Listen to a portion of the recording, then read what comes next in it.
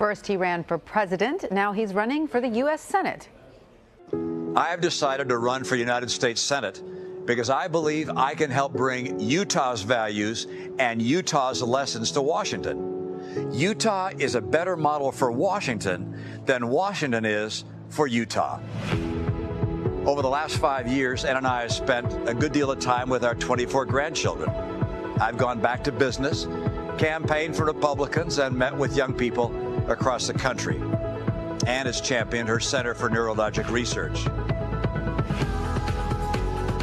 Given all that America faces, we feel that this is the right time for me to serve our state and our country. I ask for your support and your vote.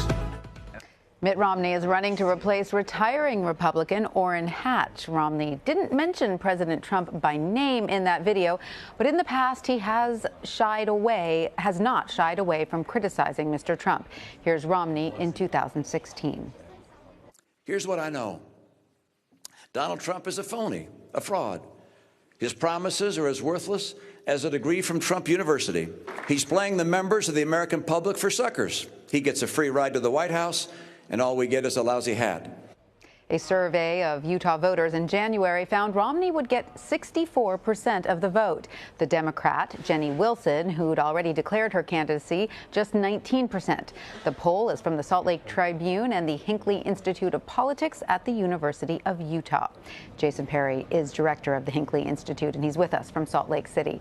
Jason, thank you so much for your time. Mitt Romney got 64% of the vote before even saying he would run. What kind of support can we expect for him?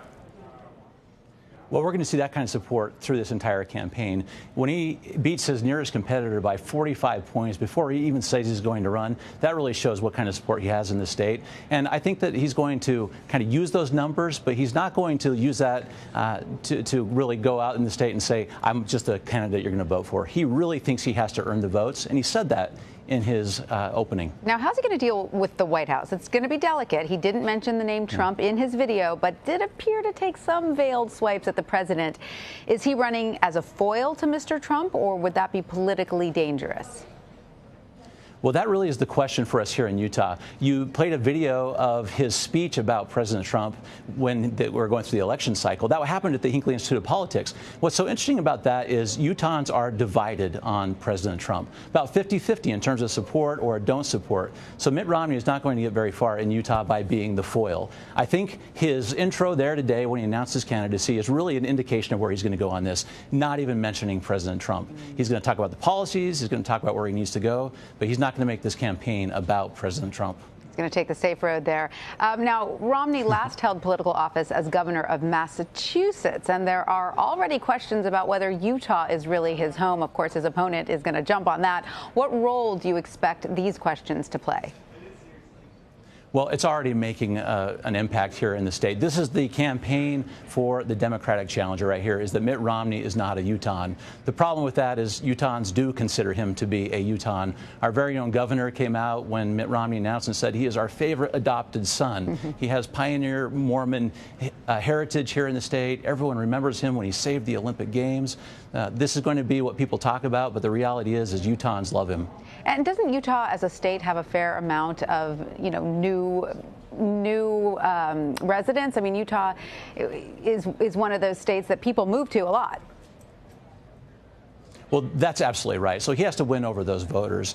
In the campaign materials that he's putting out ready, it says Romney for Utah. And that is really him saying that I understand what my negatives are here and what my opponents will say. He's going to go through every new voter, all 29 counties in the state of Utah, and he's going to say, I want your vote. I'm going to listen to what you have to say and try to overcome some of those ideas that maybe he's out of touch with the voters or he doesn't understand what Utahns really want. Right. That is the key message for him. All right. Now, Romney, who, of course, won the GOP nomination for president, would become the junior senator from Utah if he wins. What do you see as his motivation for running?